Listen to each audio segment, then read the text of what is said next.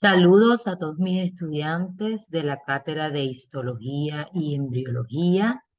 El día de hoy vamos a darle continuación al último de los tejidos conectivos especializados, como lo es el tejido linfático. El tejido linfático, como todo tejido conectivo, va a presentar tres componentes. El primero de ellos van a ser las células, luego que van a estar inmersas en una matriz extracelular, la cual va a ser la forma representada principalmente por lo que son las fibras reticulares y por una sustancia fundamental amor. En el tejido linfático, este va a ser el componente principal o formador del sistema inmunitario y en él se van a estar encontrando varios tipos de células que van a trabajar de manera conjunta para combatir todas las infecciones. Es decir, nuestra barrera de protección y el tejido que se encarga de luchar contra cualquier infección de tipo, bien sea viral, bacteriano, micótico, parasitario, va a ser el tejido linfático el que se va a encargar de protegernos. De hecho, cuando un individuo tiene una injuria, como por ejemplo una cortada, algún traumatismo en el cual la barrera de nuestra piel eh, es interrumpida y pueden migrar bacterias de la parte externa o de nuestra piel hacia la parte interna de las heridas, a veces no es necesario tomar ningún tipo de antibiótico porque nuestras células que están presentes en este tejido linfático van a combatir esa infección y nos van a librar de ella sin la necesidad de tomar ningún tipo de antibiótico. Ellas, a su vez, este tipo de tejido va a participar en la lucha contra algunos tipos de cáncer, ya que estas células también van a estar encargadas de ser unos vigilantes para destruir la célula que sea cancerígena, es decir, una célula que se replique de manera anormal y que tenga características anormales. Este tejido debe ser garante de su destrucción. Además, este tejido es el responsable de provocar el rechazo en el caso de que un paciente reciba una transfusión sanguínea o un trasplante de algún órgano para el cual no sean compatibles. Entonces, este tejido es el que lo va a rechazar, por decirlo así. Si una persona tiene un tipo de sangre eh, o negativo, no va a poder recibir una sangre o positiva porque su sistema inmunológico lo va a atacar y lo va a rechazar. Aquí podemos ver cómo sería la parte, cómo estaría constituida histológicamente. Aquí podemos ver cómo tengo la fibra reticular, la cual va a estar producida por las células reticulares y van a estar inmersas con sustancia fundamental y también por linfocitos. Acá también podemos ver las fibras reticulares con una tinción argirófila, por eso es que se ven de este color negruzco oscuro. Y aquí podemos ver más de estas fibras, de este entramado reticular. Se le dice reticular porque forman como una red. Dentro de las células que están presentes en este tejido linfático, vamos a ver tres principalmente. ¿Cuál es la primordial o la más característica o la más abundante? Van a ser los linfocitos. Estas células van a ser las principales. Luego vamos a tener a las células plasmáticas, que no van a ser más que unos linfocitos B activados, productores de anticuerpos. Y por otro lado, vamos a tener a los macrófagos, entre los que vamos a ver tres tipos.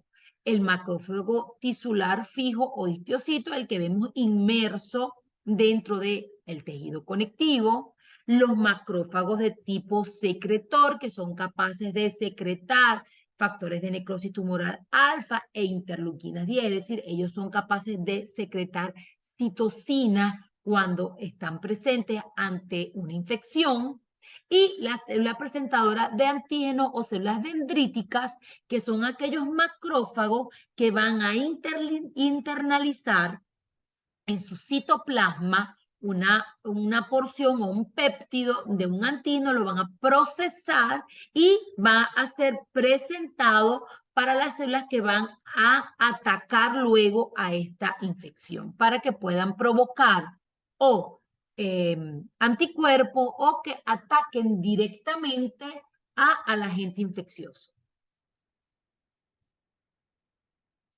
Dentro de esta clasificación del tejido linfático vamos a tener una clasificación que va a ser de tipo histológica, es decir, va a responder a cómo está constituido histológicamente este tejido linfático, en el que podemos distinguir dos: linfático laxo y linfático denso. Va a ser dependiente de la cantidad de linfocitos que se encuentre dentro del tejido linfático. Entonces, un linfático laxo va a ser aquel tejido linfático que va a poseer poca cantidad de células. Y a su vez, él va a estar presente en los senos linfáticos de los órganos linfáticos que vamos a ver a continuación. Por otra parte, tendremos un linfático denso, que va a ser aquel tejido linfático que va a tener una gran cantidad de linfocitos. Entonces, dentro de este tipo de tejido linfático denso, vamos a tener un denso difuso, en donde estos linfocitos están dispuestos a manera difusa o irregular en el tejido. Luego tengo un denso nodular, el cual va a estar distribuido a manera de nódulo o de una manera redondeada. Y lo vamos a ver como nódulo solitario o como placas de Peyer en el tejido linfático presente en vías intestinales. Y luego también vamos a tener lo que sería el denso cordonal, el cual lo vamos a ver en donde los linfocitos van a estar dispuestos como a manera de cordones, y lo vamos a ver en los cordones de Billroth. Aquí podemos apreciar cómo se ve el tejido linfático con una vista microscópica. Por ejemplo, acá podemos ver cómo tenemos un tejido conectivo denso. Fíjense cómo hay gran cantidad de linfocitos agrupados. Y en esta parte de acá podemos ver cómo se ve el tejido linfático laxo. Se observa menor celularidad. En esta lámina podemos ver o distinguir muy bien lo que sería un tejido linfático laxo y un tejido linfático acá denso. Luego vamos a pasar a ver esta clasificación del tejido linfático, pero que va a tener que ver cómo está agrupando, formando los órganos linfáticos. Entonces vamos a tener a dónde lo vamos a ver. Lo vamos a ver en el vaso y lo vamos a ver también en lo que son el timo. También lo vamos a ver agrupado en ganglios dispuestos en el sistema linfático, como son los ganglios cervicales acá y ganglios inguinales, ganglios axilares, ganglios ilíacos. Aquí fíjense que podemos ver este tejido linfático, pero que no va a estar en forma de órgano, sino que va a estar dispuesto en el intestino. Aquí lo vamos a ver en el ilion. Y también vamos a tener lo que son las amígdalas. Como ya nosotros estudiamos en el tejido hematopoyético, tenemos acá a nivel de lo que sería la médula ósea. Entonces, esta responde a una clasificación del tejido linfático, pero desde el punto de vista anatómica. La anterior es la clasificación del tejido linfático, pero desde el punto de vista histológico, que tenemos ya laxo con poca cantidad de células linfocíticas y el denso con gran cantidad de células linfocíticas. Entonces, ¿cómo tengo yo a este tejido linfático dispuesto? Lo tengo formando órganos realmente y son órganos encapsulados porque van a estar rodeados por una capa, una corteza de tejido conectivo denso y aquí tenemos el timo, los diversos ganglios linfáticos distribuidos a través de toda la circulación linfática y el vaso. Luego, estos son llamados extramurales porque son órganos como tales. Luego tenemos un intramural. ¿Por qué le decimos intramural? Porque va a estar incluido dentro de un tejido conectivo como tal, a nivel de lo que sería el corio de las membranas mucosas. Aquí lo podemos ver, donde podemos observar que este tejido linfático puede tener una disposición difusa, es decir, sin ningún orden en específico, o nodular, haciendo formaciones redondeadas, llamados nódulos linfáticos. Y tenemos a nivel submucoso, es decir, por debajo de lo que serían las membranas mucosas, formando las amígdalas, en el cual también vamos a observar tejido linfático difuso o nodular. Acá podemos ver lo que son las amígdalas. Acá tenemos su cobertura, ¿ok? De la mucosa propia de la región. Y acá tenemos estas formaciones redondeadas llamadas nódulos linfáticos y todo este tejido que está alrededor de los nódulos linfáticos, como lo podemos ver acá, sería lo correspondiente a el tejido linfático difuso porque no tiene un orden en especial. Luego acá tenemos a lo que sería propiamente un ganglio linfático y vean cómo puedo ver formaciones nodulares, vean acá los nódulos, cómo se disponen a manera redondeada.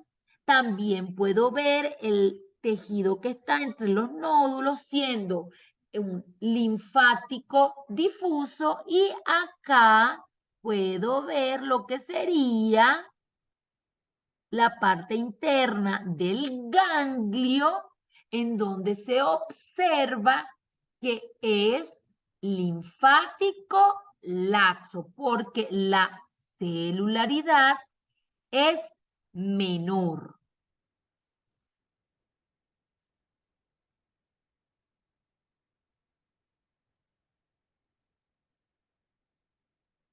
Acá tenemos lo que son las placas de Peyer, que ya hablamos, que van a estar ubicadas a nivel del intestino, en el ilion, y van a estar inmersas en el corion. Y acá podemos ver a estos nódulos linfáticos. Acá lo podemos ver muy bien con esta formación redondeada. ¿Por qué están ubicadas allí? Bueno, porque todo lo que nosotros comemos puede tener ciertos contaminantes que cuando llegan en el intestino tenemos que tener esa barrera de protección contra cualquier agente patógeno. Entonces, allí en el intestino tenemos también tenemos en otras partes para que ellas nos puedan ayudar, por ejemplo, a nivel respiratorio, también vamos a tener tejido linfático dispuesto. Luego tenemos acá ya lo que serían las amígdalas, que recuérdense que las amígdalas van a estar semi-encapsuladas porque una parte va a estar expuesta a lo que sería la parte de la orofaringe y la parte inferior o la base sí va a estar en contacto con el tejido. Entonces la parte superior ella va a estar revestida del epitelio propio de la zona y ella va a estar constituida por numerosos nódulos linfáticos. Hay dos tipos de nódulos, el primario y el secundario. El nódulo primario es cuando prácticamente nosotros nacemos y los nódulos linfáticos no han tenido contacto con ningún agente patógeno, nos han tenido que enfrentar todavía a infecciones y entonces son primarios y se observan bastante basófilos, oscuros. Una vez que nosotros nos enfrentamos a infecciones, estos nódulos linfáticos, por decirlo de alguna manera, se activan y en su parte interna, en la parte más central, ellos comienzan a madurar los linfocitos B y comienzan a activarse en plasmocitos productores de anticuerpos y es cuando un nódulo linfático pasa a ser de primario a secundario. Cuando ya está activado, se va a distinguir porque su parte central va a observarse más clara. A su vez, en las amígdalas no solamente vamos a ver los nódulos linfáticos, sino que también vamos a ver un tejido linfático difuso entre un nódulo y otro nódulo. Y como les dije anteriormente, va a estar revestida por el tejido epitelial de la región y a su vez va a tener unas depresiones que son llamadas criptas, alrededor de los cuales se van a agrupar más, o sea, fuertemente estos nódulos linfáticos, ¿ok? ¿Dónde van a estar ellas? Van a estar situadas en la pared de la orofaringe, debajo del epitelio, es decir, en el corion de la mucosa a nivel de su tejido conectivo. Acá podemos ver que tenemos un anillo protector o un anillo inmunológico constituido por el anillo de Waldeyer, que van a estar las amígdalas palatinas, las linguales y las faringes. Ellas van a estar ubicadas donde van a converger tanto la vía nasal y bucal para protegernos tanto de lo que inhalamos como de lo que podemos consumir a través de nuestra primera porción del sistema digestivo, como lo es la cavidad bucal. Por fuera de ella tenemos lo que serían las amígdalas tubáricas, consideradas como un cuarto grupo amigdalino. Las amígdalas tubáricas, cuando son muy grandes, como son conocidas como adenoides, bueno, deben ser retiradas porque provocan problemas para una respiración normal. Por otra parte, tenemos que, ¿cuál va a ser esa función principal de las amígdalas? Participar netamente en la producción de linfocitos para que nos puedan proteger contra el ataque de los microorganismos, llámese bacterias, hongos, virus, lo que sea. Luego acá tenemos la primera que vamos a estudiar, son las amígdalas palatinas. Son llamadas las amígdalas de las fauces, porque cuando abrimos nuestra boca, ellas se encuentran situadas en las partes laterales del istmo de las fauces, entre el pilar anterior y posterior del velo del paladar. Ellas van a estar revestidas por un epitelio plano estratificado no queratinizado, en donde se va a invaginar, es decir, van a tener estos entrantes, como los vemos acá, todos estos entrantes son llamadas criptas amigdalinas, todos estos entrantes, como se pueden ver acá. Fíjense que en todas estas criptas podemos observar gran cantidad de lo que son los nódulos linfáticos, estas formaciones redondeadas que podemos ver por acá. La parte interna, por eso se llaman que son semiencapsulados, porque fíjense que la parte interna está en el tejido conectivo, pero por fuera son libres y están revestidas por el epitelio de esa región. Acá podemos ver cómo sería la parte interna de una cripta. Acá podemos ver el epitelio, plano estratificado, no queratinizado, en su porción más superficial. Acá podemos ver gran cantidad de linfocitos dispuestos a manera densa, que es como lo vemos acá, que no tiene un orden específico, y esto, los nódulos linfáticos. Luego tenemos a las amígdalas linguales, las cuales van a estar en el tercio posterior del dorso de la lengua, por detrás de las papilas caliciformes, en esta zona de acá. Ellas van a estar constituidas por unas criptas, como lo podemos ver acá, más amplias que las anteriores. Fíjense que estas criptas son mucho más delgadas y profundas en contraposición de las linguales que son más cortas y más abiertas. ¿Ok? Va a constar igual de un acúmulo de fositas y de criptas, de un orificio amplio, profundas, revestidas también por un epitelio plano, estratificado, no queratinizado. Fíjense cómo podemos observar los nódulos linfáticos, que en este caso son secundarios porque podemos apreciar que su parte interna está clara.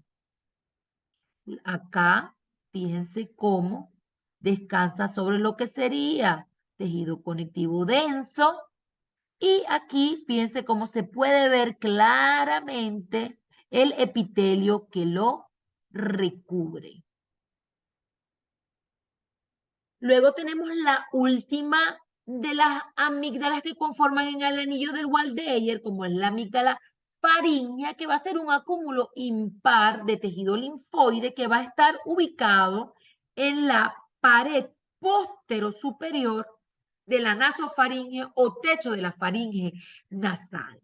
Fíjense que como está ubicado a nivel de lo que sería vía respiratoria, va a estar recubierta por un epitelio cilíndrico ciliado y no va a poseer criptas como tal. Entonces, fíjense que acá podemos ver este epitelio cilíndrico ciliado, pseudoestratificado, y como tal no vamos a ver esas entrantes para formar las criptas.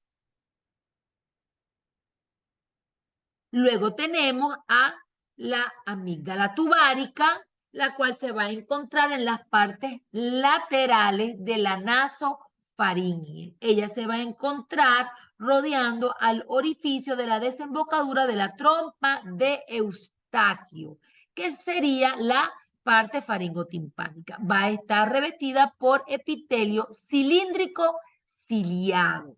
Entonces, tenemos 4 amígdalas, 3 de las cuales van a formar el anillo de Waldeyer, que van a ser las que van a estar en la parte de la nasofaringe, como son las de las palatinas, las linguales y las tubáricas.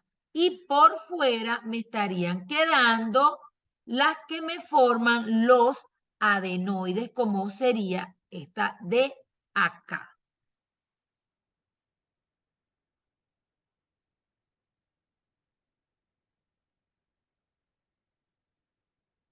Luego tengo acá otra vista de lo que ya serían los órganos propiamente linfáticos, ¿ok? En los cuales voy a ver los ganglios linfáticos, voy a ver al timo y voy a ver al vaso. Vamos a empezar estudiando lo que serían a los ganglios linfáticos. Los ganglios linfáticos tienen forma de habichuela, con una porción convexa y con una porción cóncava, donde acá es llamado el ilio, que es por donde salen los vasos linfáticos eferentes y por su parte convexa es por donde entran estos vasos linfáticos. El ganglio va a ser un órgano especializado para filtrar la linfa. ¿Ok? Entonces, fíjense, por acá entran los vasos linfáticos y van a ser filtrados de ese líquido o esa linfa a través de lo que sería la parte interna de los ganglios linfáticos y van a salir acá a través de los vasos linfáticos eferentes. Esta porción es llamada ilio. Va a estar recubierta por un tejido conectivo denso irregular que envía trabéculas hacia su parte interna, fíjense, y sectoriza de alguna manera a este ganglio. Aquí podemos ver las formaciones nodulares o nódulos linfáticos y me señalan que tienen un centro germinal. ¿Por qué es un centro germinal? Porque es un nódulo linfático que está activado y en su parte interna estos linfocitos van a estar produciendo eh, linfocitos B activados que pasan a ser células plasmáticas productoras de anticuerpos. Acá podemos ver un corte histológico de un ganglio. Esto sería lo correspondiente a la cápsula de tejido conectivo, denso y regular. Esta su porción convexa. Esta su porción cóncava con el ilio, que acá sería la parte de los vasos eferentes, los que salen, acá los que entran. Acá vemos seno linfático y acá podemos ver los diversos nódulos linfáticos. Fíjense cómo acá este sería un nódulo primario, no se ve activado, esto sí, con su centro claro. Como todo órgano, el ganglio no escapa a esta realidad que va a estar constituido por dos elementos, un estroma y un parénquima. El estroma siempre va a ser una cápsula de tejido conectivo, colágeno irregular y que va a enviar unos tabiques o trabéculas hacia la parte interna. Así como lo vemos, aquí está la cápsula que envía sus tabiques. Y acá tenemos lo que serían nódulos linfáticos. Acá tengo al ilio, la porción por donde van a salir los vasos linfáticos eferentes, que van a llevar ya esa linfa ya filtrada. Y esto a su vez me lo va a dividir en lo que sería una corteza, como la vemos aquí, en la parte más superficial o más cercana a lo que sería la cápsula. Luego tengo una paracorteza inmediatamente antes de llegar a la zona medular, que es la parte interna, en donde veo un tejido linfático laxo. ¿Ok? Acá podemos ver eso. En esta otra podemos ver esquematizado cómo acá entra la linfa por estos vasos linfáticos aferentes, es Acá podemos ver cómo sería la circulación y acá podemos ver lo que serían los nódulos linfáticos. Y por acá el hilio con los vasos linfáticos eferentes.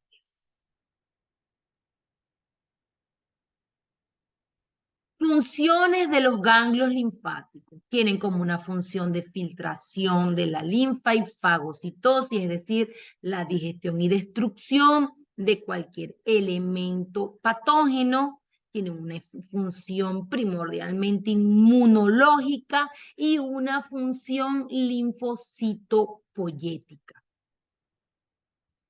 Porque ahí se va a dar origen a linfocitos. Ahí va a haber. Entonces, listo.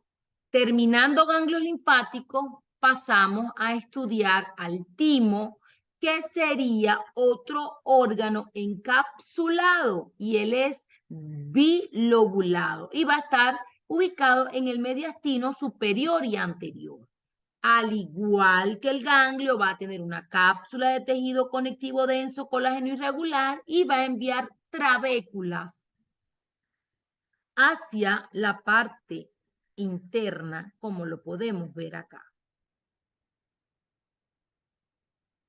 Acá podemos ver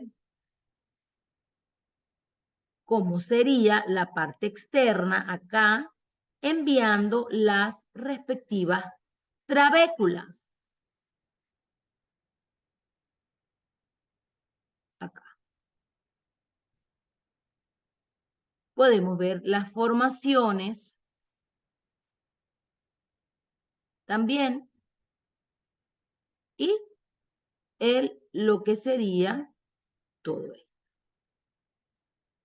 En este tejido vamos a ver que se va a dividir con estas invaginaciones que me va a dar la cápsula, me va a dividir al parénquima o al órgano del timo como tal, me lo va a dividir en una corteza y en una médula a cada lobulillo, porque vamos a tener como unas formaciones que cada uno se va a llamar lobulillo, ¿ok? Como lo que estamos viendo acá. Esto sería un lobulillo, acá tengo otro lobulillo, acá otro lobulillo y otro lobulillo. ¿Eso quién lo va a hacer? Eso lo va a hacer la invaginación de la cápsula. Y podemos ver que vamos a tener dos zonas en estos lobulillos que se van a distinguir. Una parte externa llamada corteza y una parte interna llamada médula. Entonces tenemos que la corteza va a ser la parte más periférica y va a ser el lugar donde van a madurar los linfocitos T. Y este tejido linfático denso difuso presenta tres tipos principalmente de linfocitos T, que son T porque son llamados timocitos, porque ellos van allí a madurar en el timo. También vamos a ver células retículoepiteliales y vamos a ver macrófagos. Va a haber una formación distintiva en la parte de las médulas del timo, que son estos corpúsculos de Hazard. Y las vamos a encontrar en la región central y va a presentar un tejido linfático denso, difuso, con gran cantidad de células retículoepiteliales, linfocitos y macrófagos. Y ellos son llamados corpúsculos de Hazard, que son estas formaciones que vamos a ver acá. Esto solamente se va a observar en el timo. ¿Qué función tiene el timo? Maduración de los linfocitos T. Es por ello que son llamados TT de timo, los cuales van a ser liberados y transportados por la sangre hasta los diversos órganos linfáticos periféricos, como lo van a hacer los ganglios, el vaso y las diferentes acúmulos de tejido linfático que vamos a observar tanto en las vías digestivas como en las vías respiratorias. En las vías digestivas son llamadas MALT, M-A-L-T, y en las vías en las vías respiratorias son llamadas MALT y en las vías digestivas son llamadas GALT, G-A-L-T.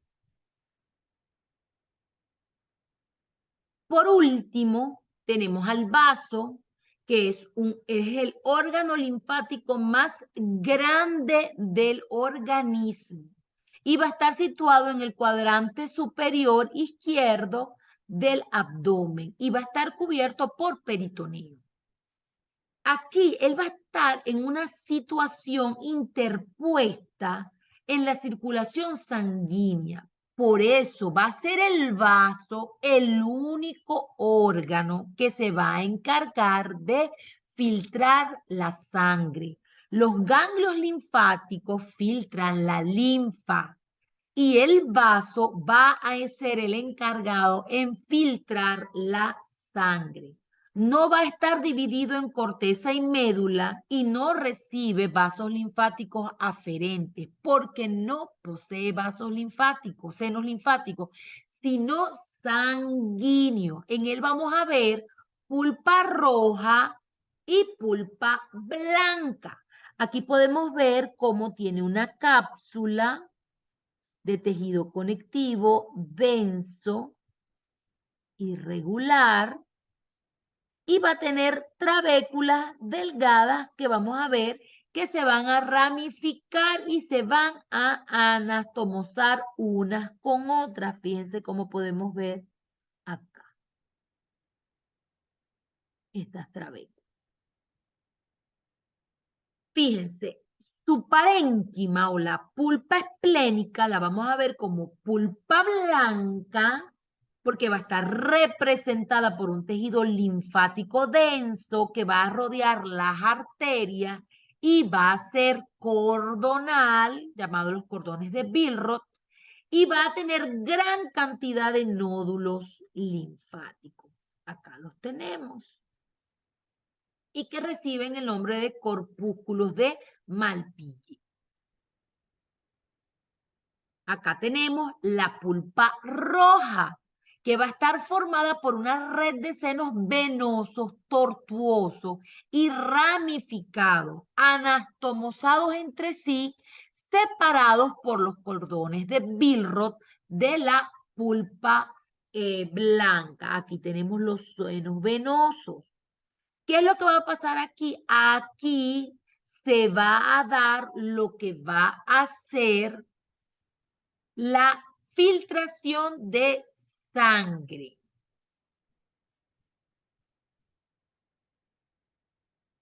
Acá tenemos esto sería pulpa blanca alrededor de estos vasos sanguíneos, como lo vemos acá, de estas arteriolas. Y luego tengo acá lo que sería la pulpa roja, donde se va a dar el filtrado de la sangre. Acá tengo la cápsula que me envía sus trabéculas, que a su vez pueden unirse, como podemos ver acá. ¿Cómo es la circulación del vaso o la circulación esplénica? Las arterias van a entrar a través del ilio, ellas se van a ramificar. Dentro de esas trabéculas van a ser las arterias trabeculares. Al pasar por la vaina linfática periarterial, la arteria esplénica de la arteria central. Aquí podemos ver cómo ocurre. Fíjense que aquí tengo la arteria trabecular que entra y que luego forma lo que sería la arteriola central de este nódulo esplénico. Y a su vez, esta arteria se vuelve a seguir ramificando. Fíjense acá cómo pasa de acá, arteria trabecular, entra, sigue subiendo, forma la arteriola central del nódulo esplénico y luego ella se sigue ramificando y se ramifica en varias arteriolas. Esta sería arterias pulpares y luego también tenemos a su lado lo que sería la pulpa roja. Funciones del vaso. Tiene funciones inmunológicas porque allí se van a producir linfocitos y anticuerpos por tener la presencia de estos nódulos linfáticos. Hemocateresis, que es la destrucción de glóbulos rojos ya envejecidos o deteriorados. Almacenamiento de sangre, porque mientras ella se encuentra en su función de filtrado de sangre, ella va a actuar como una esponja. Y también a nivel de la vida fetal es uno de los principales órganos hematopoyéticos. Con esto le damos fin a lo que sería el tejido linfático para culminar la unidad número 2 de histología.